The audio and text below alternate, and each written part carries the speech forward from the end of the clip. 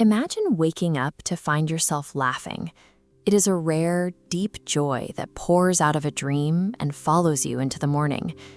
We spend decades chasing grand milestones of success, yet that sense of fulfillment remains elusive.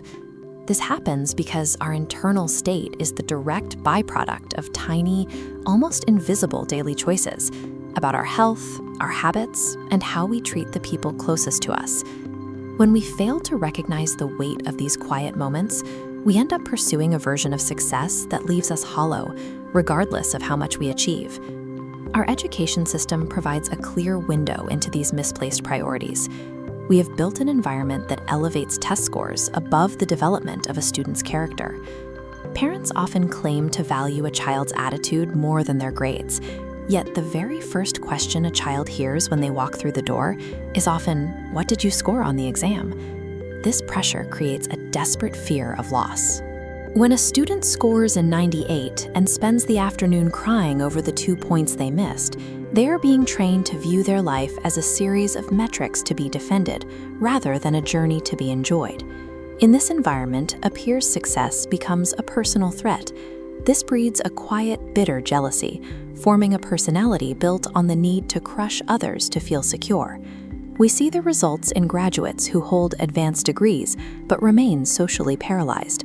They possess technical brilliance but lack the humility and tolerance required to function in a workplace where they are no longer being graded on a curve. A child raised with filial piety, a deep, active respect for their parents, approaches their work with a different motivation. They don't study to maintain a ranking. They study to ensure they can eventually provide a good life for their family. When a student views education as a duty to their elders rather than a competition for a score, they develop a natural resilience. By prioritizing humility and responsibility over a perfect 100, we give them the tools to actually build a happy life. The corporate world demonstrates that technical skill without moral integrity is a recipe for catastrophe. Enron was the 7th largest corporation in the world before it collapsed in 2001. That failure wasn't caused by a flawed product. It was caused by 2 executives who lacked the character to act with honesty. We consistently try to fix the visible symptom, removing a tumor while ignoring the environment that allowed it to take root. You can spray cockroaches with poison, but a new swarm appears if you leave rotting garbage. You must remove the source of decay. This reliance on quick fixes fails in our approach to ethics. In 2002, the United States tripled its budget for moral education, spending $750 million to address student behavior.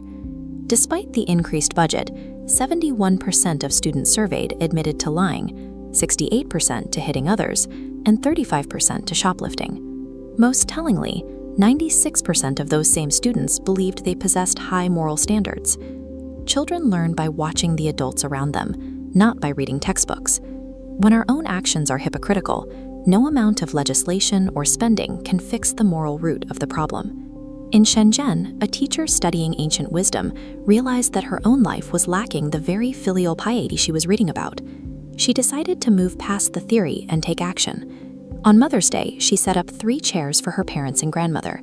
She expressed her gratitude for the sacrifices they made to raise her, and then she kneeled and bowed her head to the floor. As she performed her second bow, her 3rd-grade son instinctively walked over to his father and began massaging his shoulders. He didn't need a lecture. He simply saw a model of service and followed it. Deep familial healing isn't achieved through academic instruction. It is an unspoken transmission that happens when one person chooses to embody virtue through their own authentic example. Living with virtue is a lifelong commitment that creates ripples far beyond your own lifetime. The choices you make today establish a pattern for generations you will never meet. One illiterate fisherman recognized the tragedy of a life without wisdom. He saw his family dropping out of school to cast nets, the immediate choice. He made an unshakable decision. His children would go to school, regardless of how much they struggled. He looked past the immediate comfort of an extra set of hands on the boat to focus on the long-term potential of his family. That single choice produced university graduates and PhDs in the generations that followed, lifting the entire lineage out of poverty. Life is a long-term game of chess. When we look 100 steps ahead and choose righteous action over short-term ease, we build a steady path for our descendants to walk. Your destiny is forged by your daily decisions. It is built every time you choose humility and gratitude over the constant need for external comparison. You can step away from the anxiety of modern metrics and become the silent example of peace for those around you. True happiness is never something you chase. It is something you build, quietly and deliberately, one righteous choice at a time.